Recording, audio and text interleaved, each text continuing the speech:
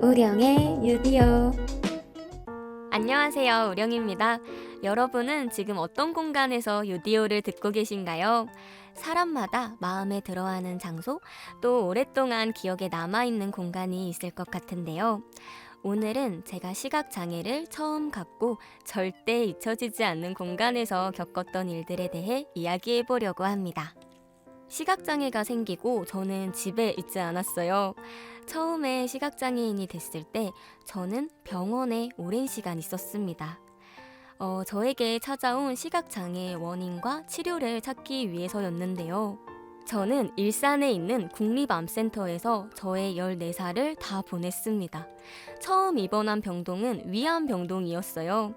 당시 제 나이는 소아암병동으로 갈 수 있었지만 부모님께서 제 나이 또래의 아이들이 아픈 걸 보고 싶어 하지 않으셔서 저는 어른병동에 있는 유일한 아이가 됐습니다. 저는 암은 아니었지만요, 저를 담당하고 계시는 교수님이 그곳에 계셔서 소아암을 뺀 여러 암병동을 오가며 입원을 했어요. 그렇게 병원에 있는 시간이 길어질수록 정말 심심했죠. TV에는 뉴스랑 전국 노래자랑만 계속 나오고 또 같이 놀 친구도 없었으니까요. 그리고 여러분, 그거 아시죠? 병원 밥은 왜 이렇게 맛이 없을까요? 나오는 반찬도 마음에 들지 않았습니다. 그런데 더 마음에 들지 않았던 건 제가 혼자선 밥을 먹지 못한다는 거였어요. 그 당시에는 눈앞에 보이는 게 온통 뿌연색 뿐이었어요. 그래서 식판에 나온 반찬이 무엇인지 어디에 있는지 알 수가 없었죠. 또 제 손등에는 항상 링거가 꽂혀 있어서 제대로 손을 움직일 수도 없었어요. 그래서 저는 참새처럼 아빠가 숟가락 위에 올려주는 음식만 받아서 입에 넣곤 했습니다. 그런 제 모습이요. 이런 사소한 것도 못하나 라는 생각에 자존감이 마구 떨어졌죠. 병원 길이 익숙하지 않아서 코앞에 있는 화장실을 가는 것도 또 씻으러 가는 것도 혼자서는 못했거든요. 그렇게 암울하다면 정말 암울할 수 있는 병원 생활을 하면서 제가 유일하게 좋아했던 장소가 있는데요. 바로 병원 복도 끝에 있는 넓은 창문이 있는 곳이었어요. 그리고 입원했던 동안 저는 항상 창문 가까이 있는 침대 자리를 좋아했습니다. 사실 창밖을 봐도 보이는 건 없었어요.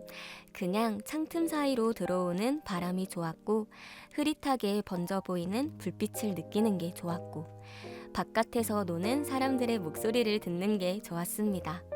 그렇게 저도 많은 생각을 했는데요. 나도 밖에 나가면 혼자서 잘 다녀야지. 재미있게 놀아야지.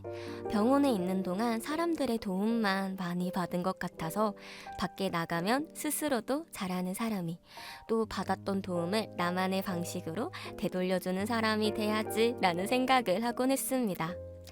그렇게 암병동에 혼자 생활하던 저에게 그 공간은 유일하게 저의 기분을 좋게 해주는 곳이었어요. 만약 그곳이 없었다면 저는 더 지루한 병원 생활을 하지 않았을까 싶어요. 물론 저를 항상 간호해 주시던 부모님께도 늘 감사했지만 바깥 세상과 저를 연결해주는 그 창가가 정말 좋았거든요. 오늘은 이렇게 저에게 절대 잊혀지지 않는 공간, 또 저에게 힘이 되어주었던 공간에 대해 이야기해봤는데요. 혼자서 병원 생활을 하고 바깥으로 나왔을 때 사실 마냥 자유롭진 않았어요. 새롭게 익히고 또 제 나름대로 살아가는 방법을 찾아가야 했으니까요. 여전히 저는 더 자유롭게, 더 다양한 장소를, 공간을 가고 싶은데 그건 저 혼자만의 노력뿐만 아니라 주변의 변화도 필요하더라고요.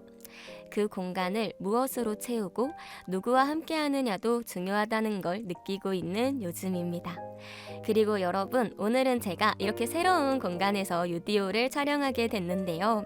정말 너무너무 감사하게도 일산에서 시각장애인을 위한 낭독 봉사를 하고 계시는 책 읽는 사람들 스튜디오에서 함께 보이는 유디오도 할 수 있는 기회를 얻었습니다. 오늘 하루 여러분들은 어떤 공간에 있나요? 그리고 여러분의 기억에 남아있는 공간은 어떤 곳이 있나요? 오늘도 여러분 제 이야기 끝까지 들어주셔서 감사하고요. 또 우리가 오늘 이야기를 나눈 이 공간도 좋은 시간으로 남겨지면 좋겠습니다. 여러분, 우리 또 다음에 또 만나요. 안녕!